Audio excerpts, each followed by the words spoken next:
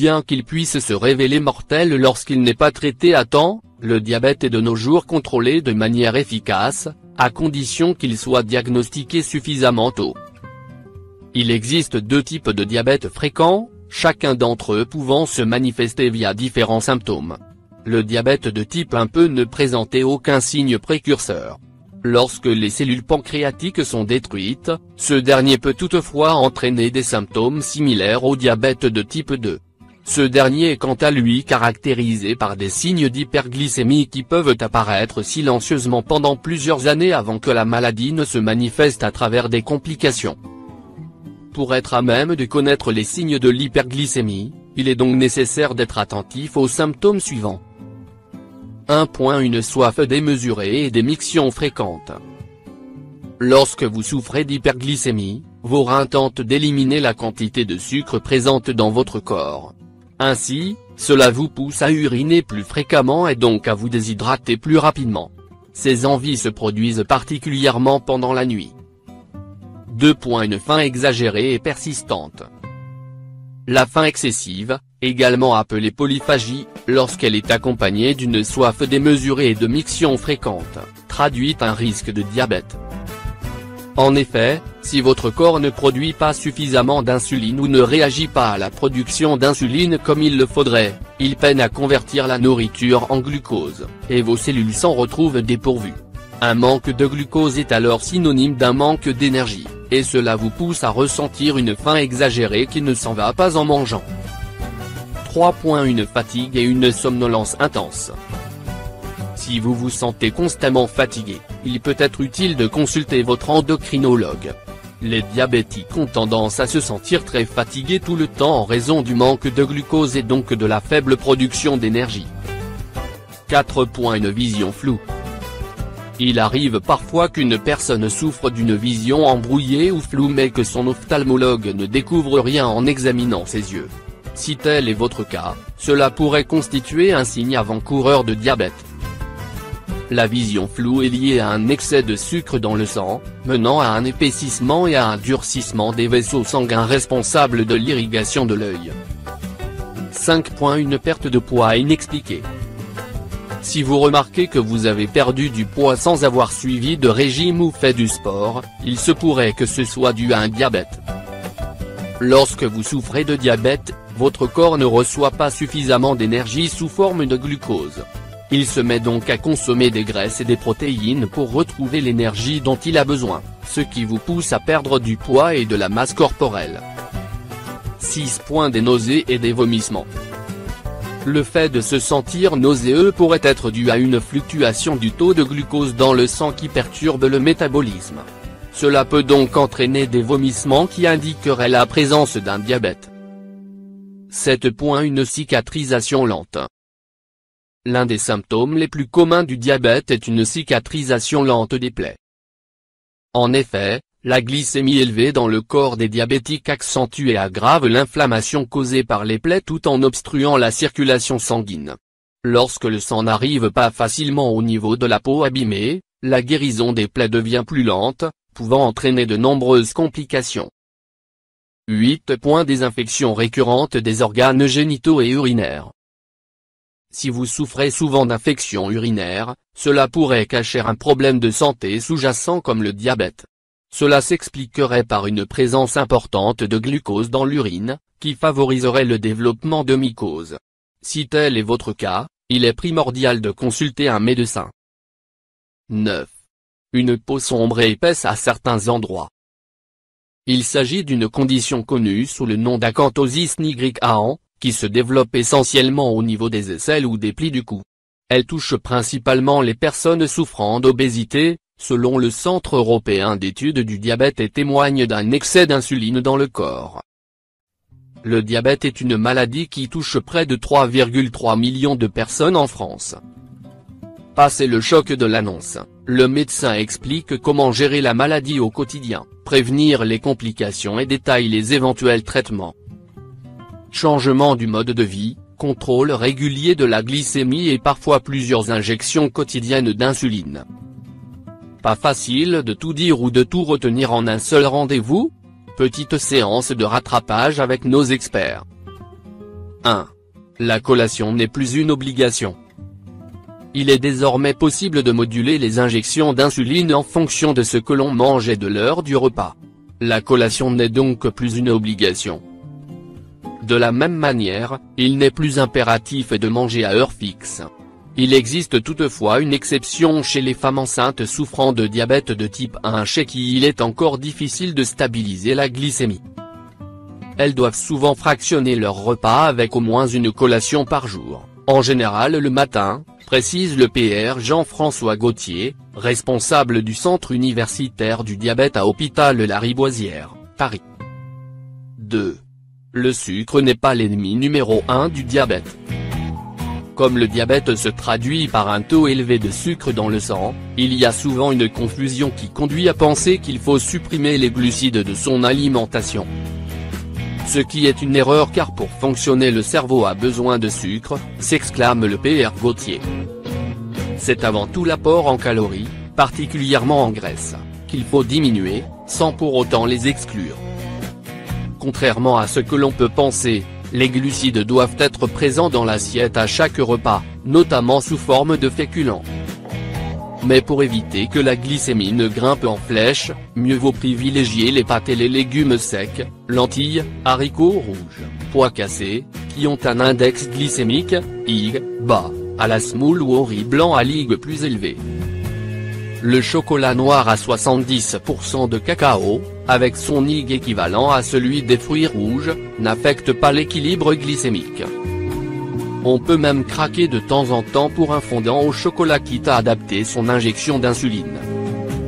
S'interdire le goût sucré serait même dangereux car le risque est de ne plus penser qu'à cela et de développer des troubles du comportement alimentaire avec des compulsions sucrées, ajoute le PR André Grimaldi, professeur émérite de diabétologie à l'hôpital de la Pitié-Salpêtrière, Paris.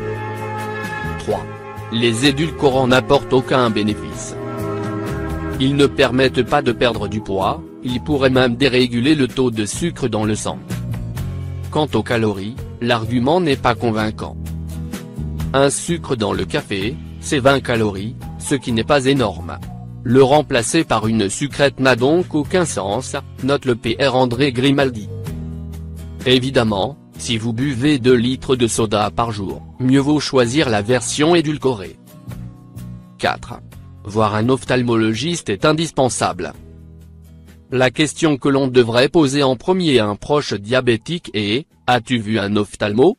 insiste le PR Grimaldi. Dépistée précocement, la rétinopathie peut être traitée. En France, cette atteinte des yeux liée à l'excès de sucre dans le sang est la première cause de cécité avant l'âge de 60 ans.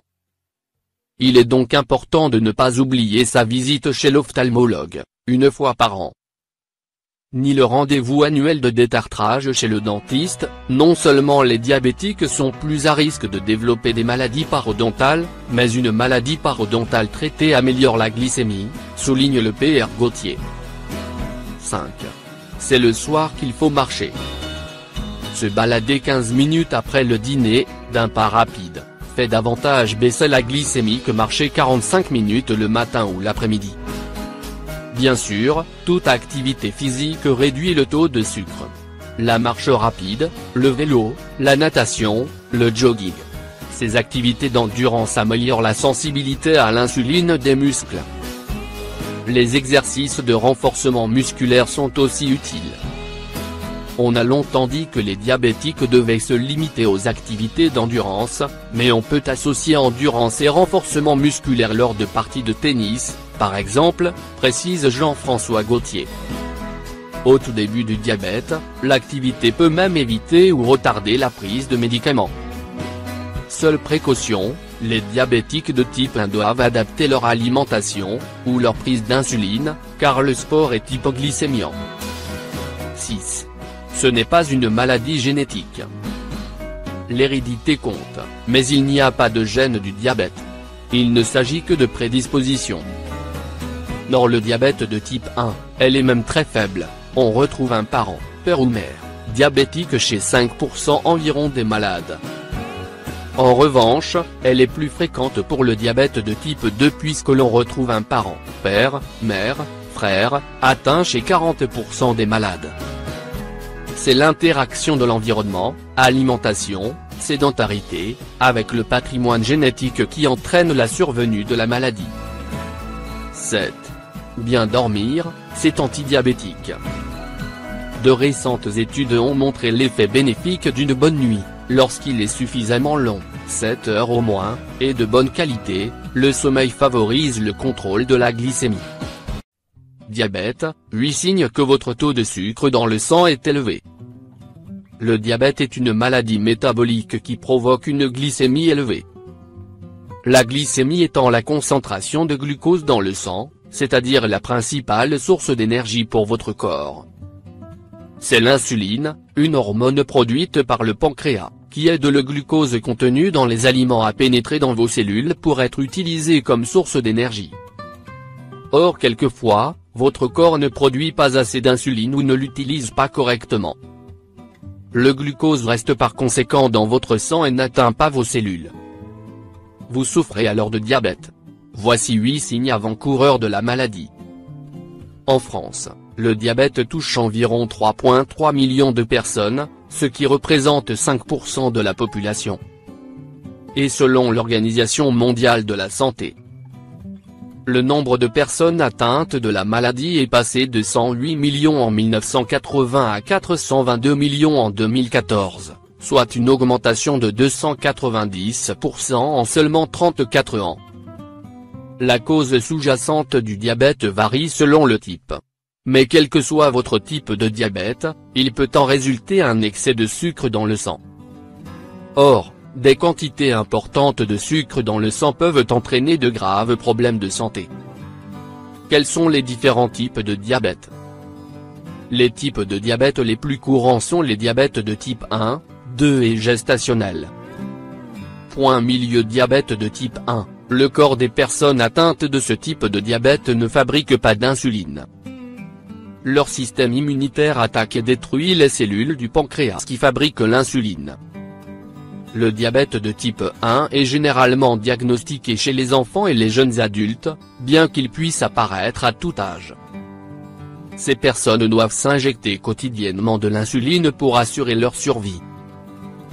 Milieu diabète de type 2, le corps des personnes atteintes de diabète de type 2 produit de l'insuline, contrairement au type 1. Mais les cellules du corps n'y répondent pas aussi efficacement qu'elles le faisaient auparavant. Vous pouvez développer ce type de diabète à tout âge, même pendant l'enfance. Cependant, il survient généralement chez les personnes d'âge moyen et chez celles plus âgées. C'est le type de diabète le plus courant. Milieu diabète gestationnel, le diabète gestationnel se développe chez certaines femmes enceintes et la plupart du temps, il disparaît après la naissance du bébé. Toutefois, les femmes atteintes de ce type de diabète ont plus de risques de développer un diabète de type 2 plus tard dans leur vie. Diabète, des risques pour la santé. Au fil du temps, une glycémie élevée entraîne des problèmes de santé tels que moins maladies cardiaques, moins accidents vasculaires cérébraux, moins neuropathie, moins rétinopathie et perte de vision, moins perte auditive, moins dommages aux pieds notamment les infections et les plaies qui ne guérissent pas, moins affections cutanées, infections bactériennes et fongiques par exemple, moins dépression, moins démence. Il est essentiel de prendre des mesures pour réduire votre risque de développer ces problèmes santé en commençant par vous tenir à une alimentation saine et équilibrée et à de l'exercice physique régulier. Aussi, une détection précoce du diabète peut augmenter vos chances de guérison. Il est donc important de faire attention aux premiers signes et symptômes de maladie. Des symptômes à ne pas négliger. 1. Les mictions fréquentes.